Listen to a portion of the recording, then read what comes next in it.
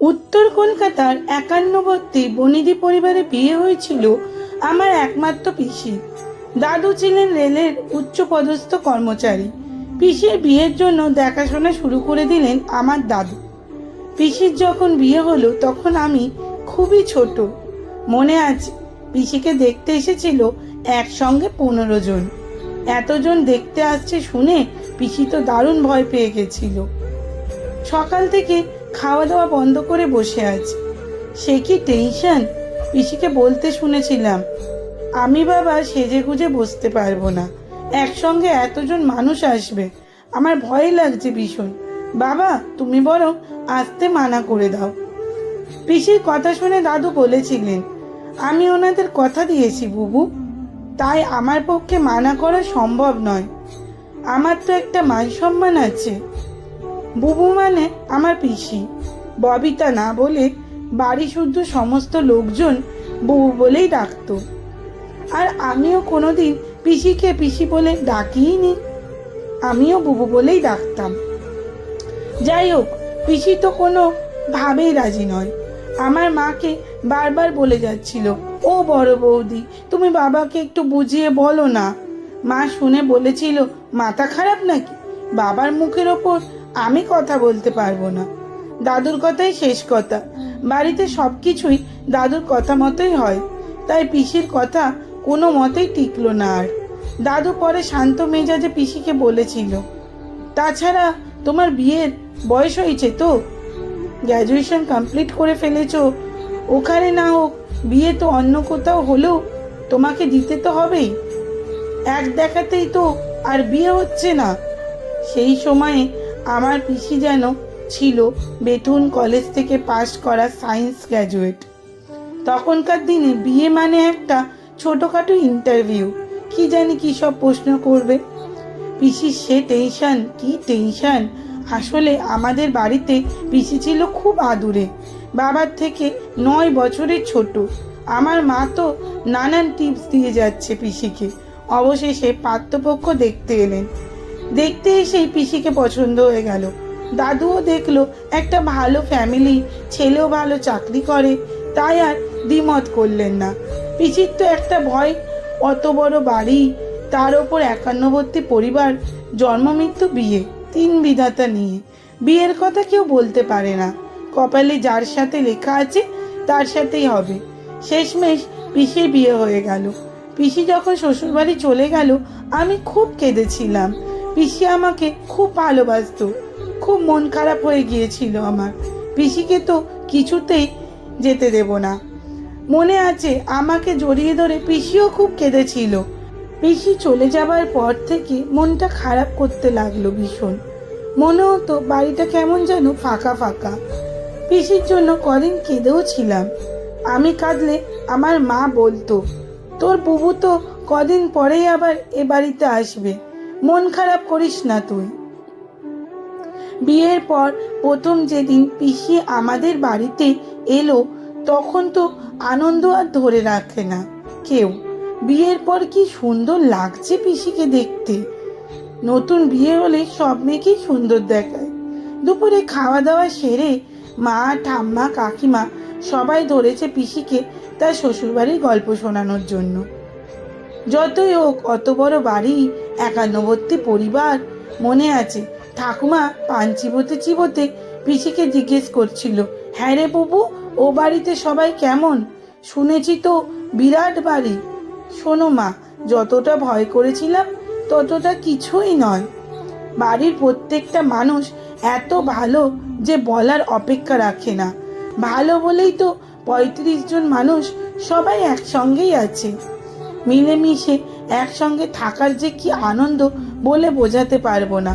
যাই বলো মা, খুব কপাল করে ওরকম একটা বাড়ি পেয়েছি। 35 জন মানুষ, কি মুখের কথা রে, বাপরে বাপ! ভাবছি সেটাই। হ্যাঁ, তা আর বলছি কি, ওখানে আশেপাশে মজুমদার বাড়িকে চেনে না এমন কেউ নেই। বাড়ির ছাদখানা তো বিশাল, বড় বড় ঘর, লম্বা দালান। সত্যিই মা, এমন সুন্দর ফ্যামিলি পাওয়া খুব ভাগ্যের ব্যাপার।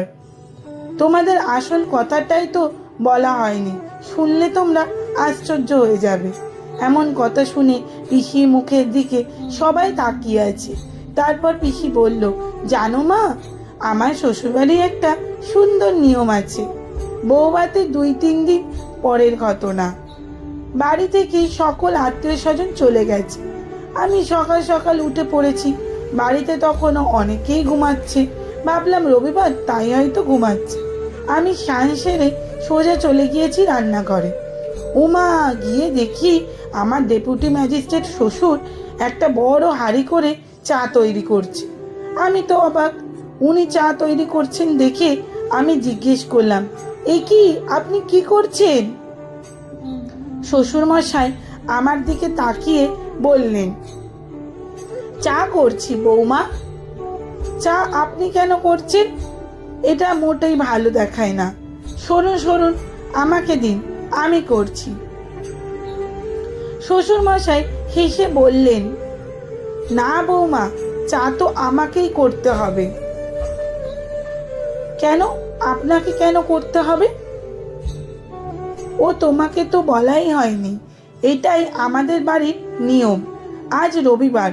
রবিবারগুলো সব কিছু একটু অন্যরকমই তুমি দেখবে, কারণ বিয়ের পর তোমার এই বাড়িতে প্রথম রবিবার। এই রবিবারগুলোতে বাড়ির মেয়েদের সকলের ছুটি। আজ সকল মেয়ে দেরিতে ঘুম থেকে উঠবে। রবিবারের সমস্ত কাজের দায়িত্ব ছেলেদের।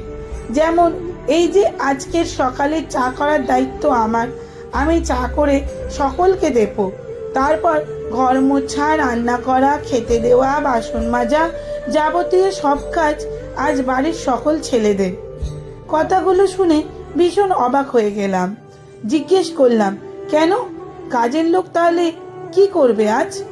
রবিবার, সমস্ত কাজের লোকেদেরও ছুটি থাকে বলেই একটা চিত্রগুপ্তের মতো একটা খাতা বের করে দেখালেন কার কোন কাজের দায়িত্ব আজ। আমি তো এইসব দেখে শুনে হাঁ হয়ে শ্বশুরমশাইয়ের মুখের দিকে তাকিয়ে আছি।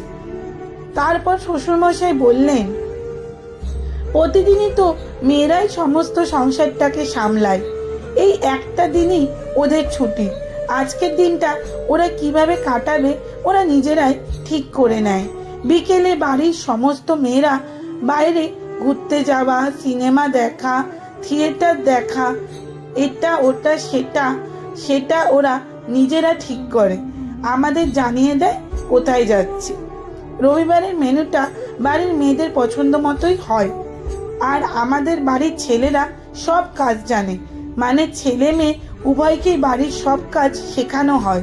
শুধু মেয়েরা শিখবে, ছেলেরা শিখবে না এমনটা হয় না। তা তুমি উঠে এলে, আর লাট সাহেব কোথায়? ঘুমাচ্ছে তো এখনো। আচ্ছা, এসেই যখন পড়েছো তখন চায়ের কাপটা নিয়ে যাও। গিয়ে বলো যে আজ রান্নাঘর পরিষ্কার করার দায়িত্ব ওর। মনে আছে ওর নিশ্চয়ই, তবুও বলে দাও গিয়ে একবার। মনে মনে ভাবি, মেয়েদের জন্য এতটা ভাবা হয়? যেখানে মেয়েরা সংসারে ঘানি টানতে টানতে নিজেদের সুখ স্বাচ্ছন্দ্য ভুলে যায়, সেখানে এই মজুমদার বাড়িতে এমন একটা সুন্দর নিয়ম। সংসারের যাবতীয় কাজ ছেলে বা মেয়ে আলাদা বলে কিচ্ছু নেই। অপূর্ব ভালো লাগায় মনটা ভরে গিয়েছিল আমার। তারপর থেকে আজ কত বছর কেটে গেছে।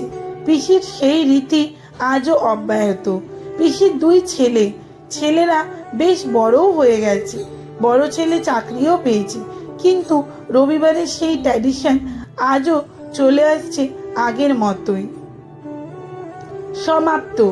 কলমে সরজিৎ ঘোষ আর পাঠে অঞ্জলি ঘোষ।